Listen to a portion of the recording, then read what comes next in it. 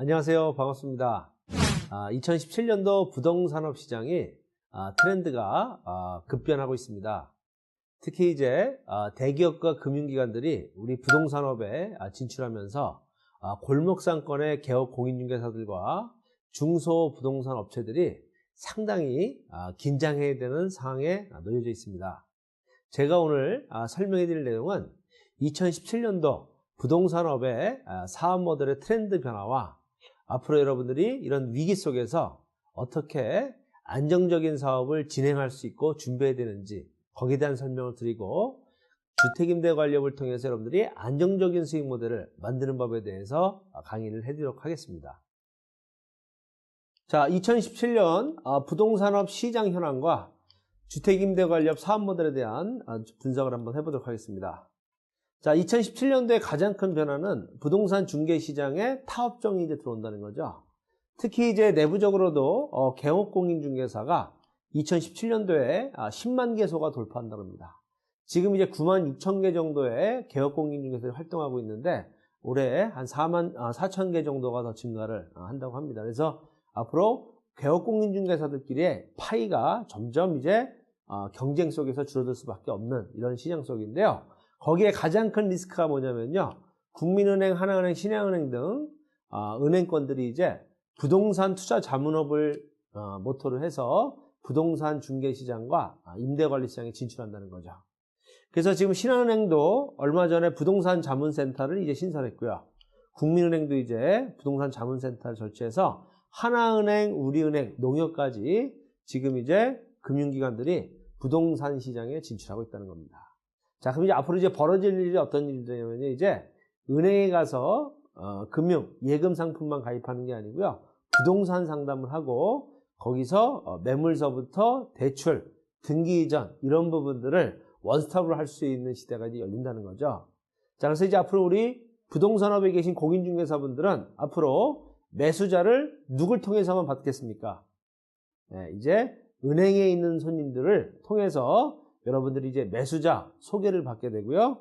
그리고 이제 우리 개업공인중개사분들은 매물만 소개해주는 이런 단편적인 일들만 할 수밖에 없는 이제 시대로 접어들게 되죠. 그래서 앞으로 이 금융기관들의 진출에 대한 부분들을 우리가 발빠르게 준비하지 않으면 안 된다. 이렇게 설명드립니다. 선례로 이제 2004년도에 골목상권에 이제 대형마트가 이제 진출했죠. 그래서 동네 슈퍼들이 폐업을 하거나 아니면 편의점으로 업종을 변경해서 지금 현재 영업을 하고 있죠. 이런 부분들이 이제 우리 부동산 상권에도 이제 조만간 나타날 거라고 생각합니다. 특히 이제 농협 같은 경우에는요, 지금 은행들의 가장 고민거리가 뭐냐면 지점수가 없어지면서 퇴직자들이 이제 직장을 이제 잃게 되죠. 은행원들이. 그래서 이제 퇴직자들을 그냥 퇴직시키는 게 아니고요. 퇴직자들에게 요즘에 농협은 단체로 부동산 교육을 시킵니다. 그리고 은행 지점에 부동산 상담할 수 있도록 한 명씩 자리를 배정해서요. 은행 고객들이 와서 부동산에 대한 투자나 그 다음에 관리 상담을 하게 되면 이제 퇴직 직원들이 이제 그런 상담을 해주고 매물들을 이제 중개사무소를 통해서 알선해주는 이런 역할들까지 이제 앞으로 금융기관들이 이제 한다. 이렇게 보시면 되고요. 자, 그리고 이제 두 번째, 이제 대기업과 일본 회사 같이 이제 대형 회사들이 이 부동산 주택임대관리 시장에 이제 진출한다는 겁니다. 대우나 KT, 신현건설 등은요, 이제 뉴스테이 시장이 커지면서 임대주택을 관리하는 시장에 지금 점차 진출하고 있고요. 그래서 이제 자회사로 이제 시공사업뿐만이 아니고 임대관리 회사까지 지금 설립을 하고 있고요. 그리고 이제 우리나라보다 25년이 앞서 있는 일본의 주택임대관리사들이 현재 2014년서부터 1년에 2개씩 들어와서 6개 회사가 지금 현재 국내에서 활동을 하고 있고요. 올해 한 3개 정도 회사가 더 들어온다고 합니다. 특히 이제 일본 회사 중에서 이제 다이와 리빙이라는 회사는 KT하고 합작회사를 설립해서요.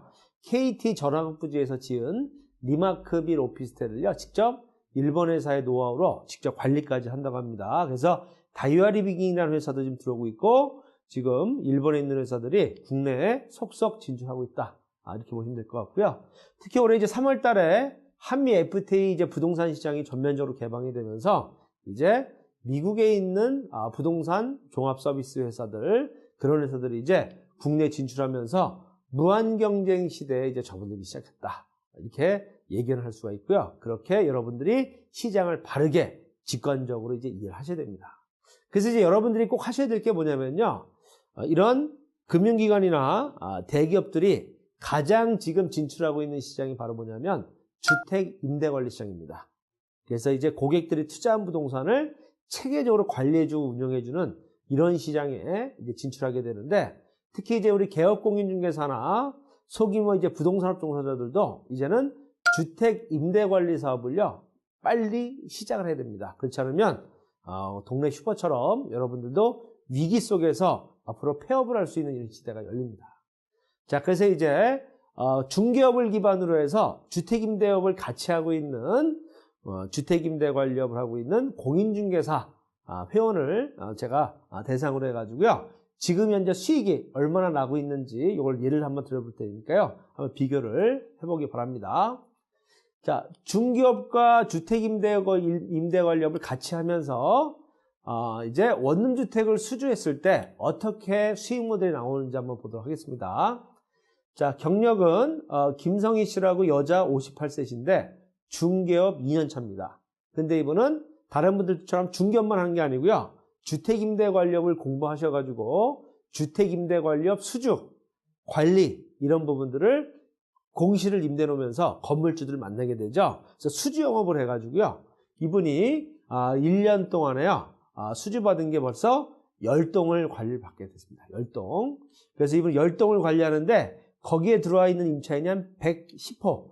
예, 한 동에 한 10가구 정도씩은 되죠. 그래서 110호를 지금 현재 직원 4명이서 중개업도 하면서 관리업을 하고 있습니다. 그래서 이제 원룸주택을 10동을 이 개업공인중개사분이 주택임대업을 같이 하면서 어떻게 수익 모델을 얻고 있는지 한번 볼게요. 자, 우선 임대관리 용역비로요. 방 하나당 3만원씩 용역비를 받습니다. 그래서 임대인을 대신해서 임대관리, 연체관리, 시설관리, 행정관리 4가지를 해주고요.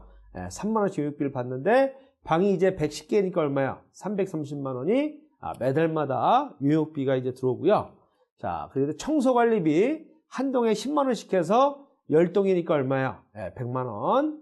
그 다음에 이제 임차인들이 들어오고 나갈 때마다 이제 도배바닥재 이런 게 이제 해줘야 되거든요. 그래서 이럴 때 월 한 4세대 정도씩 도배바닥재 이런 싱크대 부분들 이제 도배 장판을 해주면서 80만원 정도의 수익을 내는데요.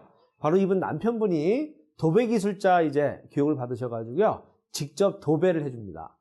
자, 도배 인건비가 하루에 한 18만원에서 한 19만원 정도 하는데요. 본인이 임대인한테 15만원 해준 걸로 이제 견적을 내게 되면 동네 지업사보다 훨씬 저렴하죠. 그래서 이제 한 달에 80만원 정도의 수익을 얻고 있고요. 그 다음에 전속임대는 본인이 이제 110가구를 관리하게 되면 한 달에 공실이 15% 정도 내외가 생깁니다. 그래서 임차인이 들어왔다 나갔다 하죠. 그래서 이런 임차인들을 한 달에 20개 정도가요. 공실 임대 계약을 하는데 당연히 내가 관리하니까 어때요? 나한테 공실이 나오죠. 그럼 내가 광고를 해서 손님이 오면 임대인한테도 수수료 받고 임차인한테도 수수료 받아서 양쪽 수익을 가져가게 됩니다. 수수료를. 그래서 20세대 임대 수수료는 한 600만 원 정도의 수익을 가져가고요.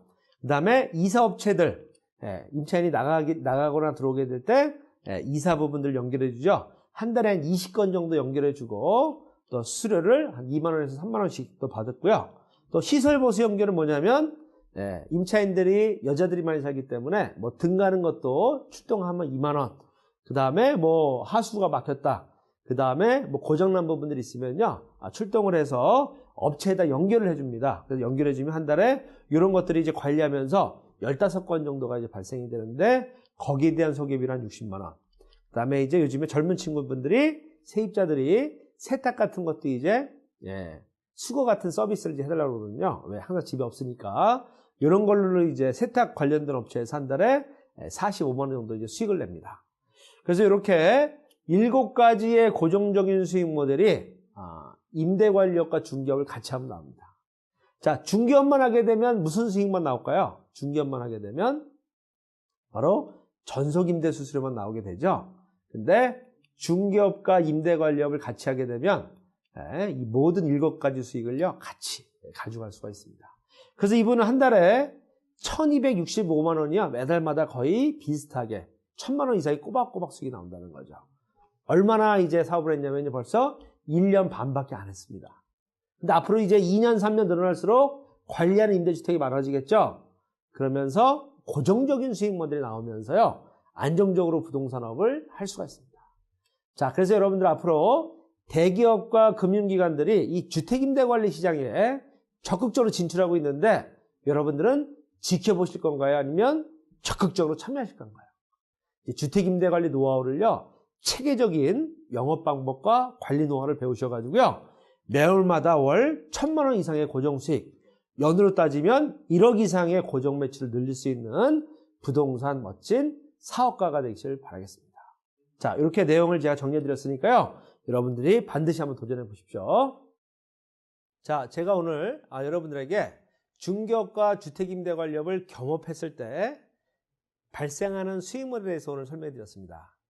이제 부동산도 융복합 사업 모델 시대입니다. 이제 여러분들이 사무실 운영비와 가족들의 안정적인 생활비를 위해서 중개업만 하지 마시고 주택임대관리업을 같이 겸업을 하셔서 수익 모델을 다각화시키시고요. 특히 이제 대기업과 금융기관들이 진출하는 이런 무한경쟁 시대에 고객들에게 임대관리 서비스까지 멋지게 해주시길 바랍니다. 자, 주택임대관리 영업에 대한 노하우, 주택임대관리에 대한 실질적인 업무 매뉴얼들을요 우리 매경부동산 에듀센터에 주택임대관리 개발업 최고의 과정에 교육 들어오시면요 자세한 노하우를 각 분야의 주택임대관리 전문 대표들과 전문가들이 실질적인 현장 노하우 교육을 시켜드립니다. 주택임대관리 교육은요 여러분들 이제 선택이 아닌 필수입니다. 이제 매월마다 고정적인 매출을 만드시길 바라겠습니다. 자, 고맙습니다.